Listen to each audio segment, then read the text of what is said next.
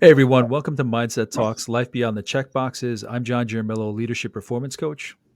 I'm Prati Kaufman. I'm an entrepreneur and a marketing coach. As your co host for this series, we want to have real everyday conversations, conversations that go beyond the checkboxes of coaching conversations. So they're not that formal coaching outline or questions to ask. They're just two coaches having conversations about everyday topics, things that come to mind that we just kind of want to break down. We're always having great conversations when we meet up and network. So we wanted to share that and get that conversation started, get people thinking maybe in a new way, considering new options of looking at these different topics. So that's what we want to do is break those down right here in this series. So for this episode, we're going to be talking about toxic positivity. So Prati, you had brought this one up as a topic to cover. So I'm curious where this came from or what is it that's shown itself to you, whether in your career, in your life, whatever it may be, where there is that toxic positivity, and what does it mean to you? So, as a woman, I've experienced this, right? We are really good at toxic positivity, right? Where we suppress our feelings and we almost manipulate our own self in thinking, thinking about a situation in a way that will serve us, will help us get through, but it stays within us, right? So it's eating us alive inside, but on surface, we are okay. Like we come across as like, it's okay. So it's almost like, there's a lot of kind of manipulation. One manipulation I feel like we are good at is, oh, it's fine. Like a friend did something. Oh, it's fine. I understand. The person has a reason, but inside you're like that bitch, man. Okay. And then you're also holding that inside you. So let's say she does it again, and then she does it third time. Now and every time you've just come up, and then all of a sudden you're going to blow up on it, and it feels so bad. So basically, when I say anything positive which makes you feel bad is toxic inside. Okay. Does it make sense? Yeah. It's just I'm always just looking for examples, but I know what you mean, and I know how draining facades can be. We don't try to talk about like the coaching aspect necessarily of these conversations, but there are some great examples from clients where they burn out because they are trying to maintain that facade.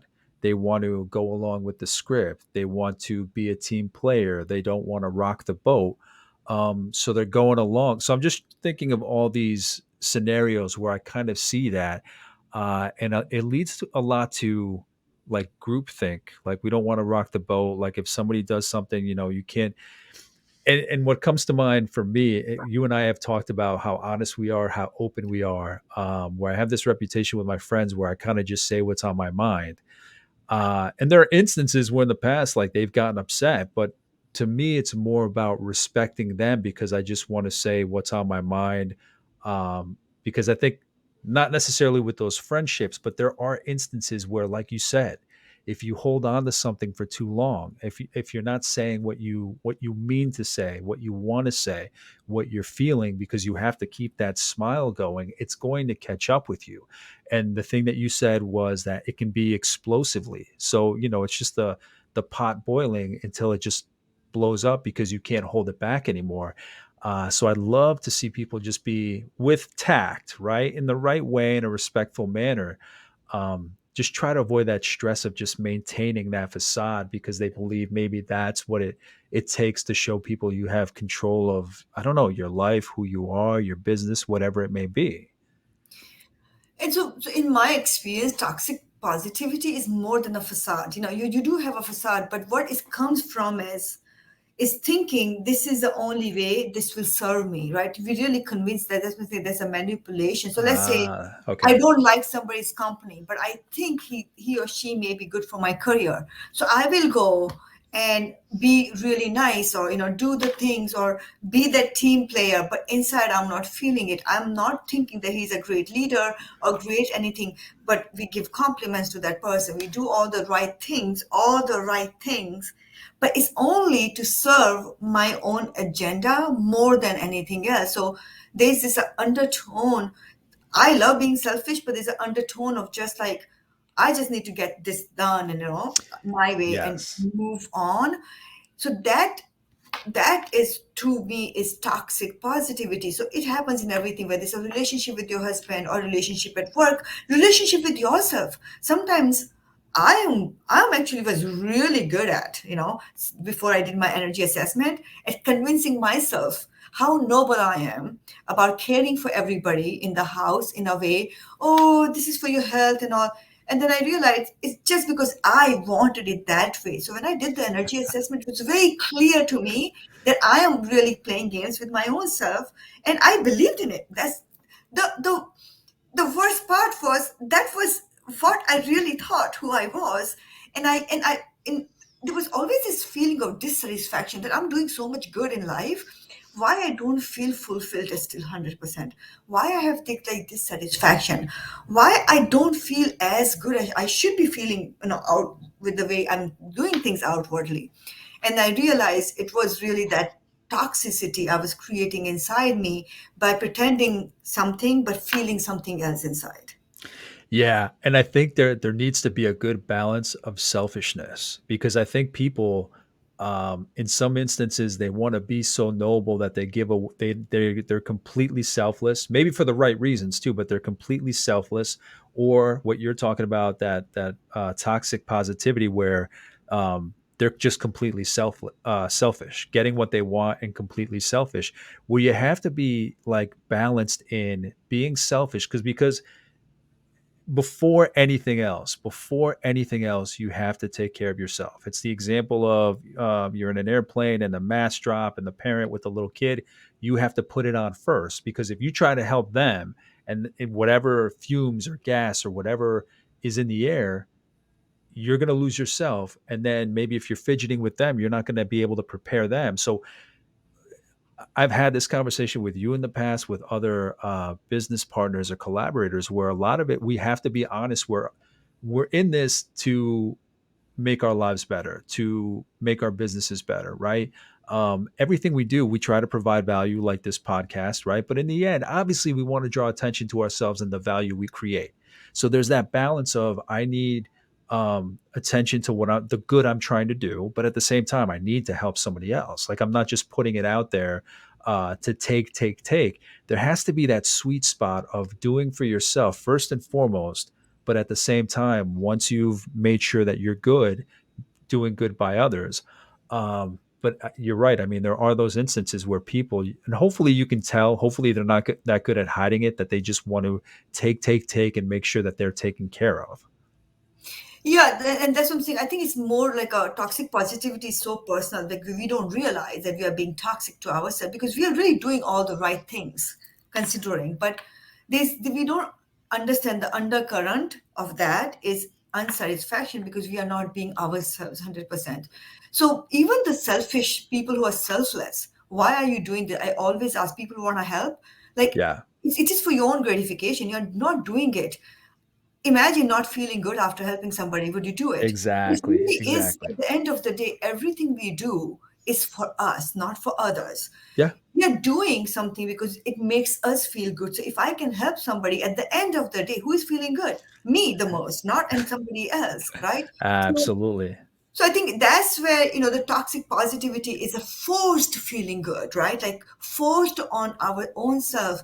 Oh, I'm such a great person, so I'm just going to be this. It really comes from like I I need to be the bigger person. I need to be this person. But deep inside, you're not liking that. You Yeah, are being the bigger person, but you're holding a grudge still against that person inside. So that's what I'm saying. Like anything we do good to the world, if it doesn't make us feel good, in long run, it may give us like our satisfaction now, but long run we are keeping counts, right? Oh my God, in that energy, you are keeping score of what you're doing and what other person is doing. Every time there's a fight, you say, remember, I did all this and you didn't do oh it. yeah, Oh yeah, my God, that is toxic positivity. They do all the good just to throw it against your face at some point. yeah. Okay. Another thing I've seen in toxic positivity, John, which is really like you help somebody, and when the time comes and you need help and people don't help you, you are very upset. You get bitter. Yes. Hmm. So okay, so in an ideal world, what is the balance? What is a right, a correct, a balanced approach? What would it look like? You know what I mean? Oh, Like, because we're just like that. We're built like that. We're primal. We're animals. You know, if you consider like the history of man, our civilized world is like a time is a fraction of like how long we've been on the planet, right? So everything was about surviving, everything was about protecting what was ours, so on and so forth. So even though we've evolved with all this technology and we're all in our own huts, our own houses, we are still programmed that way. So it's like, where is the balance? What is a balanced approach?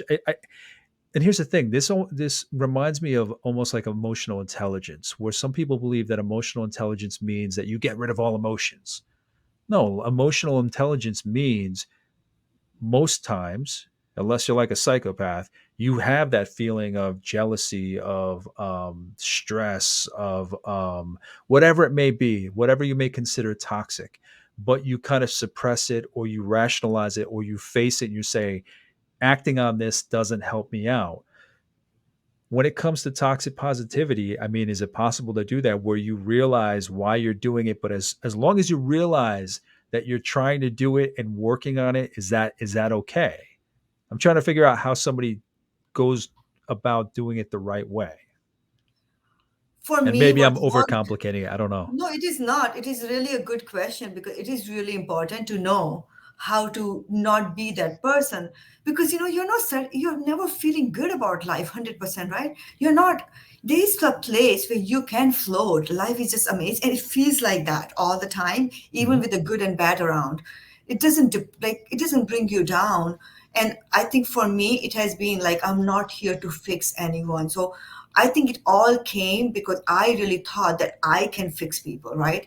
I was seeing people as broken in my own thinking, right? And I needed to be that person to make it better for everyone. I took that responsibility to be the world's savior almost in a way, or save people around me. And what I've realized is nobody needs, everybody actually is doing pretty well with or without my interference. So if I really want to do something, do it and forget about it, right? Like, don't do it from a place that I'm going to make your life better. What I can just do is what I do so that I can feel good, or I can do whatever, like, because it just feels good to me, and then move on. If this happens to make somebody's life better, or if it happens to help somebody, that's great. But constantly thinking, how can I do things for others? How can I do things for others? That fixing mentality. So I have to, like, personally, I have to go deeper. Like, who am I to even help anyone? Like, what is it? What makes me Ooh. think? So going from that place, I think is really helping again, is thinking, okay, I'm really doing everything for me because it makes me feel good. And at the end of the day, that's the bottom line. Yeah. Because, I mean, in a wild, crazy world, in some crazy scenario, if there was no one else, if there was no one left to help, Yeah.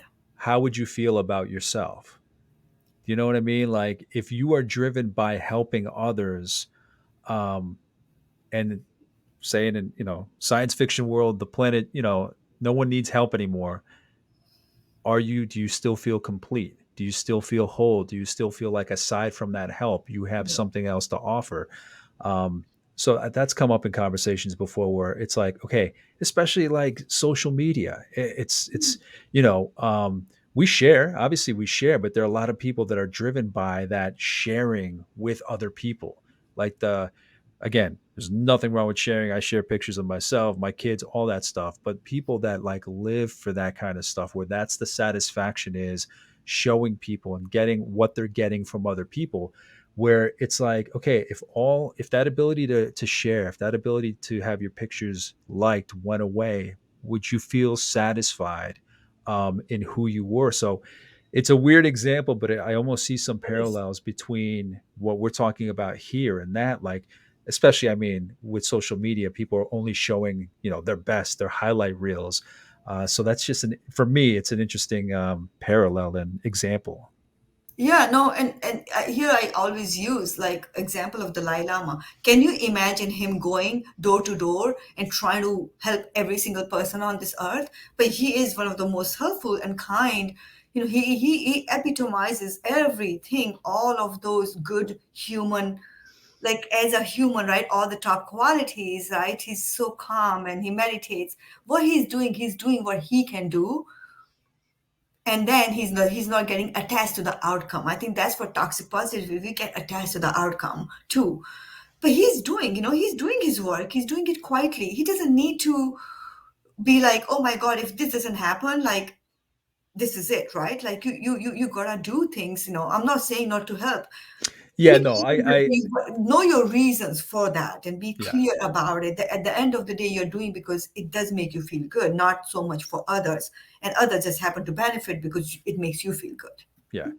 No, I haven't misread this where I believe that you're saying, don't help others. I Mhm. don't misread it like that at Mhm. all. I think it's very important because I've seen too many, whether it's friends, clients, whoever, give so much of themselves that they have nothing left for themselves. So Yes. there's that time where it can go to the extreme where, whoever needs help, they're there for them, and not that they expect anything to come back to them, but I mean everybody else gets all of their energy, and in the end they're left with nothing. So that kind of example exists in the workplace. There are examples in business, there are examples in friendships and family. So I think it's especially coming into the holidays where it's about, the giving season, no matter what background or religion it may be.